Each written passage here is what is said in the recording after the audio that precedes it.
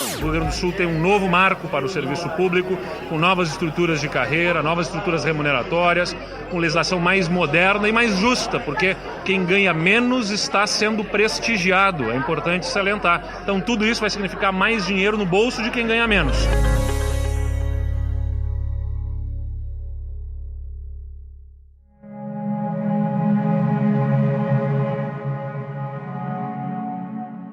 Olá, estamos começando mais uma edição do podcast Matriz e agora com um grande desfecho, terminada a convocação extraordinária, projetos do pacote de reforma administrativa e previdenciária aprovados, com a exceção do projeto que envolvia os militares, as alíquotas previdenciárias dos militares, que vai ficar para um outro momento.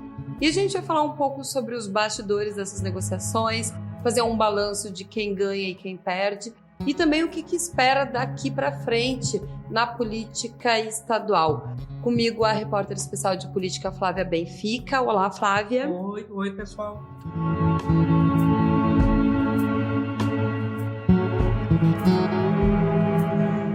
Então vamos lá. O primeiro ponto que a gente vai abordar é: o governador sai vitorioso dessa convocação extraordinária, apesar de, para o ouvinte até poder se situar um pouco, esse debate ter começado aí há cerca de 3-4 meses.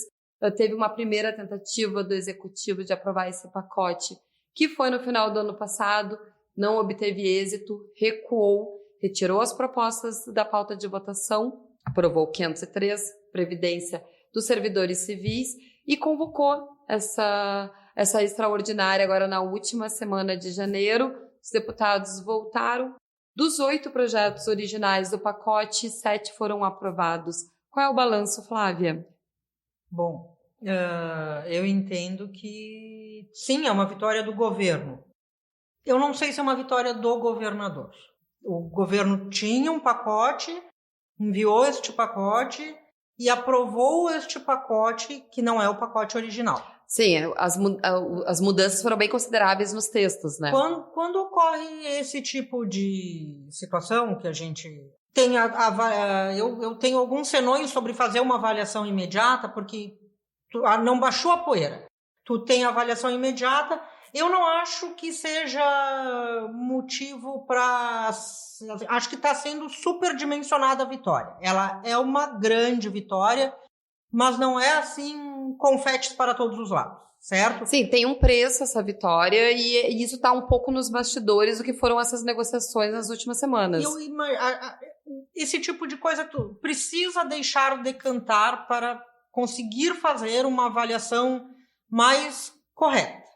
Então nós temos assim, existe um vitorioso, o MDB é um vitorioso. Sim, quando a gente for entrar nessa questão mais detalhada da base, mas exatamente. O líder do governo na Assembleia é um vitorioso. O papel que o deputado Frederico Antunes, do PP, teve em toda a articulação, em todas as negociações, é um papel que tem que ser destacado. Se tu fosse medir a vitória, nível de vitória do líder do governo e do governador, eu diria que o do líder do governo é maior. Tem muito mais fichinhas, digamos assim. Não entendo que o papel dele de articulador foi muito maior e teve muita relevância. O deputado Frederico, com todo o histórico que ele tem, ele cresceu muito nestas negociações do pacote. O MDB, como disse ontem para a gente ali na Assembleia, o deputado Edson Brum, com um grande sorriso no rosto, em relação à retirada do projeto que alterava as alíquotas dos servidores militares. Que é o PL 5 de 2020, porque foi reapresentado pelo governo. Resumiu, mais uma vitória da bancada do MDB. Né? Então, o MDB, sim. Os servidores da segurança pública tiveram várias vitórias. Né? Bem maiores do que, por exemplo, os professores em relação às mudanças do projeto. E aí nós entramos numa outra situação que é o que se discutia lá desde o início, que é o que se discute sempre que entra um pacote de reformas, é assim, quem pode mais chora menos. servidores com maior poder de tiro, com maior poder de barganha, ficam melhor do que servidores com menor poder de barganha. Então, nesse sentido, o que mudou em relação a esse pacote em relação a outros pacotes? Não mudou, né?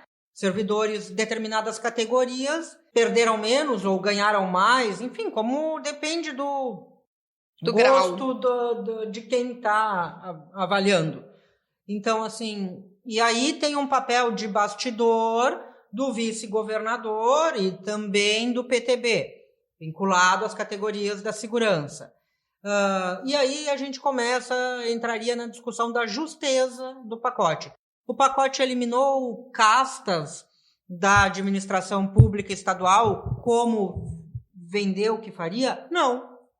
Não fez isso. Inclusive, a gente acompanhou nas manifestações, na tribuna e também nas conversas do bastidor essa pressão que vai vir a partir de agora em relação aos deputados e ao governo, porque teve muitas coisas que foram negociadas exatamente prevendo as próximas. Quer dizer, alguns pontos ainda vão ser discutidos em relação aos próprios projetos. Por exemplo, eu cito na questão do projeto da SUSEP, que envolveu os servidores da SUSEP, mas não pegou os funcionários administrativos, e há um comprometimento de que o governo vai encaminhar mais à frente um projeto específico para esse. Tem alguns problemas em algumas redações que precisam ser adequadas e que também é um compromisso de que isso virá em novos projetos. Mas há outras cobranças assim bem mais profundas, que é quando que o governo vai começar a mexer em alguns setores específicos? E daí eu cito o deputado Sebastião Melo, que falou várias vezes sobre, e agora, e a Fazenda? Vamos chegar na Fazenda? E própria questão dos honorários de sucumbência envolvendo os procuradores, que vai voltar à pauta de discussão, provavelmente agora com o início da retomada na Assembleia Legislativa, oficialmente a partir dessa segunda, dia 3. Quer dizer, e agora? E as outras categorias? E aqueles, né, exatamente esses núcleos vão começar a ser atingidos? E também aproveito para citar as próprias críticas da oposição, que fizeram presente, mesmo sem conseguir aprovar nenhuma emenda e sem conseguir ter condições de fazer negociação, deixaram na tribuna vários registros de e agora? E os projetos efetivos para gerar receita? E os projetos de desenvolvimento do Estado? Vão começar a vir ou vai ser só esses de reforma? Agora é esse debate que fica, não deixa de ser um saldo dessas negociações todas. Em relação à Fazenda, a gente tem o projeto apresentado pelo deputado Sérgio Turra, PP. Que está na CCJ. Também questionando essa questão do prêmio de produtividade. A questão é que eu não sei qual a tua avaliação sobre a oposição, mas a minha avaliação sobre a oposição é que praticamente não tem oposição, entende? Sim. Ir para a tribuna para criticar e cobrar, não tem novidade nenhuma aí. Eu acho que a oposição, ou ela se reinventa, ou assim, a situação dela é cada vez mais complicada. Sabe que oposição? Né? Nós temos hoje uma oposição numericamente inferior e muito, muito enfraquecida e que parece perdida. Na verdade, é isso. A oposição, depois que o CEPERS negociou com o MDB um modelo, um ponto emblemático, a alteração do PL do magistério, isso não tinha ocorrido para a oposição fazer, ou seja, ali a oposição se esvaziou, tu entende? Não adianta. Gerou muito mal-estar, inclusive, críticas. Mas aí o que acontece? Mas é vinculado historicamente ao PT. Bom, mas o PT tem que fazer alguma coisa, porque senão tu tem uma categoria gigantesca que está perdendo muitas coisas. O que essas pessoas vão tentar fazer? Vão tentar negociar com quem elas podem negociar, né? Não adianta tu só ficar... Sim, tu tem que... É aquela questão, tu vai ficar só reclamando. Quem tem poder de condições. Não adianta ficar só reclamando. Então, assim, ali me parece que foi algo bem emblemático, assim, característico de qual é a situação da oposição hoje. Até porque, assim, se a gente for pensar de uma maneira... Aqueles cálculos que a gente sempre comentou aqui, de 55 deputados, né, a gente tinha aqueles 13 da oposição, mais os 2 independentes, que sempre se disseram que era a bancada do Novo, e os 40 que seriam a base aliada. Se a gente for pensar pelos placares que o governo obteve nos projetos, ali que tudo variou um pouco de entre 36, 37 votos, que foi, por exemplo, o último projeto aprovado do subsídio dos militares, que foi 37 a 16. O governo tem uma margem própria das votações da PEC. Ele conseguiu fazer 35 e depois ainda fazer 36 votos. Quer dizer, dá um conforto e pensar que, na verdade, quem vai fazer a oposição, quem vai fazer essas negociações, não vai ser a oposição. Vai ser exatamente os partidos da base, e daí fortalece o papel do MDB. Mas a oposição, assim, ó, PLC 509. 3 votos contra. PLC 509, aposentadoria especial, que foi o projeto que o Novo se bateu dizendo: gente, se nós estamos fazendo um pacote para diminuir injustiças, como é que eu vou estabelecer aposentadoria especial, paridade, integralidade aqui para essas categorias da segurança pública a partir de 2013, enfim. O que a oposição fez? Votou com o governo, certo? Então, assim, qual é a opinião da oposição sobre esse projeto? Porque, e não é só a questão de oposição por ser oposição, é a questão assim, qual é a posição da oposição sobre essa questão de mais justiça? Por que o projeto que trata dos prêmios da Fazenda é do deputado Sérgio Turra, Partido Progressista, e não é de um partido de oposição? O próprio fim dos honorários de sucumbência era do Edson Brum, MDB. A oposição, o que acontece no bastidor também, é que a oposição tem receio de melindrar a categoria A ou a categoria B, categorias, né, sindicalismo vinculado historicamente à esquerda, enfim. E aí a oposição ficou numa saia justa em várias situações. Porque a oposição, como eu disse, ela parece perdida e ela não sabe, melindro aqui, perco ali, entendeu? Então, assim, é a oposição que o governo pediu a Deus, digamos. Não é só uma questão de numérica, tu entende? Teve outro projeto... Mas assim, inclusive eu acho que tem um ponto que é interessante citar nessa questão da oposição. Por quê? Porque teve, por exemplo, uma emenda que ela era adequada, o governo reconheceu que ela era mais adequada para o ajuste, mas ela acabou não indo para a oposição e ela vai ser ajustada no texto. Né? Quer dizer, é exatamente esse ponto que tu não consegue nem marcar um ponto de posição. Nós tivemos o primeiro projeto votado ontem pela manhã, que a oposição, parlamentares de oposição, ocuparam a tribuna. Só para dizer, o PLC 4 de 2020, que era o subsídio mensal para o quadro efetivo do Instituto Geral de Perícias, que teve placar de 53-0, unanimidade. Exato. Isso depois de a oposição ficar ocupando a tribuna para questionar, para criticar, para dizer que o projeto não era bom, que ia diminuir salário. Se tu faz todo esse discurso e depois tu vota a favor, tem alguma coisa que não fecha. Assim, entende? Então tu faz todo o discurso só porque tu é oposição, tu não reconhece que o projeto é bom? No discurso ele não é bom, mas na hora da votação ele é bom? Mas porque teve essa negociação da emenda. Mas isso aí enfraquece. Que não vai alterar totalmente o projeto. Tu entende? Então... A oposição fraca, basicamente o governo passa a ter que negociar diretamente mais com a sua base.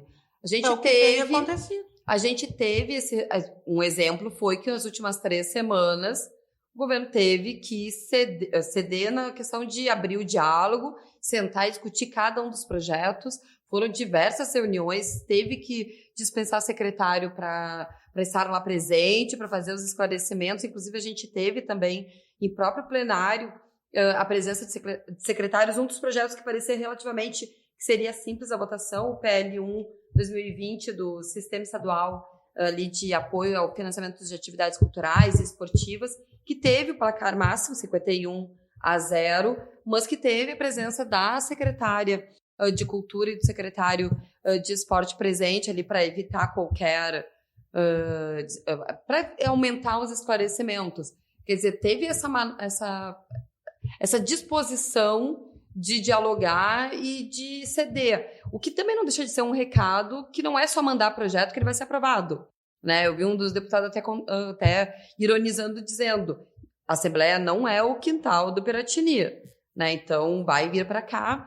E ao mesmo tempo a gente teve deputado que disse: olha, teve texto que sofreu mais de 60% de alteração, por exemplo, o do magistério.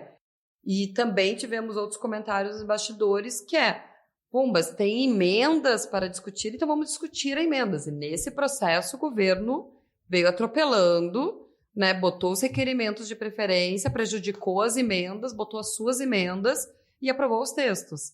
Mas isso é do jogo. É assim que funciona. Entende? Quem é que vai ficar? Entende? Ainda mais depois de tantas negociações. Mas são coisas que, né, vão acontecendo ali nos bastidores dessas votações.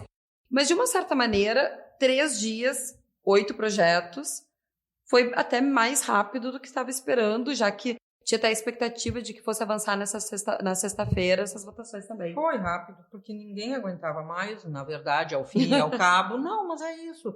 E porque isso meio que já estava articulado entre os deputados, assim, faz parte do funcionamento do legislativo também, as contas, as emendas, enfim, os requerimentos, entende? Então, assim, não tem por que tu ficar estendendo, desgastando só, já se tem o resultado, entende?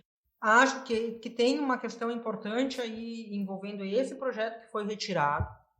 Não é como eu disse, assim, a gente precisa deixar isso decantar e dar um tempo para ver. Eu não acredito que o governo vá reapresentar esse projeto. Assim como eu não acredito que o governo vá apresentar projetos em relação a retirar vantagens, prêmios da fazenda, ou do planejamento, ou da procuradoria. O governo já deixou muito claro qual é a sua posição em relação a essas questões. Então, assim, não, depois a gente vê. Esse depois não vai chegar, certo? E até aí, porque é ano eleitoral, daqui a pouco já começa outros assuntos. Ou a oposição, ou a base tomam alguma atitude, ou isso não vai acontecer, certo? O que o governo queria fazer, em sua maioria, ele fez. Assim, no conjunto é uma vitória, mas essa retirada do projeto das alíquotas é uma derrota importante.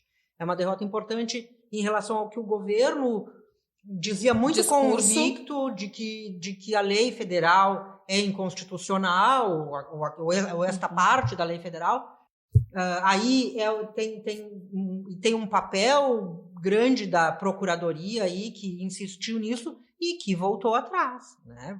Assim, então, eu não gosto de colocar assim, é vitória, é derrota, porque parece aquela coisa assim de tipo, aos vencedores tudo, aos derrotados nada, mas assim, foi para a procuradoria também ficou essa sinalização, entende? Então, assim, e sim, se estabeleceu uma diferença importante entre servidores civis e servidores militares. Que, vamos convir, foi a mesma discussão que teve na reforma da Previdência Nacional, né? Que se estabeleceu uma previdência para os civis, outra para os militares, a diferenciação que rebateu aqui. O que é um grande equívoco, vamos combinar, né? Então, assim, quando tu estabelece esses sistemas alíquotas, e são alíquotas bem diferentes. Então, quais são os ganhos, quais são as perdas, e esse assunto não terminou, porque, inclusive, as alíquotas estabelecidas na lei federal são diferentes das alíquotas que são cobradas hoje. Então, isso vai continuar batendo ou rebatendo. O governo se utilizou daquela questão da instrução normativa sobre essa questão previdenciária para, na outra semana, dizer que, olha, provavelmente ia ver qual era o estudo que ia fazer, como é que podia ingressar no STF em relação a essa questão, que a instrução normativa ajudava a ferir, mas aí ontem se utilizava o argumento da instrução normativa para retirar o projeto. Ora. O que é o quê? Isso também não ficou claro. Não, e sem contar que, assim, além dessa questão, o governo não tinha os votos. Porque mesmo usando o argumento da instrução normativa, se levasse a plenário, não ia aprovar. Não ia aprovar porque o MDB utilizou o argumento da lei federal, que foi o mesmo argumento utilizado pela oposição, certo? Exato. Pois é, só que aí, assim, são 2 pesos e 2 medidas, porque a questão dos privilégios, de novo, vale para alguns discursos e daí para outros não. E eu entendo que isso desgasta muito a classe política. É por essas e por outras que há esse desgaste em que as pessoas vão dizendo, tá, mas só um pouquinho, só vale para mim, só eu pago a conta. Né? Isso vai causando essas decepções sucessivas aí. E a gente pode incluir nesse comentário todo que os servidores civis do Executivo especificamente atingiram 50 meses consecutivos de parcelamento dos seus salários. O governador, durante ali o agradecimento aos deputados, né, disse que o governo está trabalhando nesse sentido, mas não tem data, né, efetiva.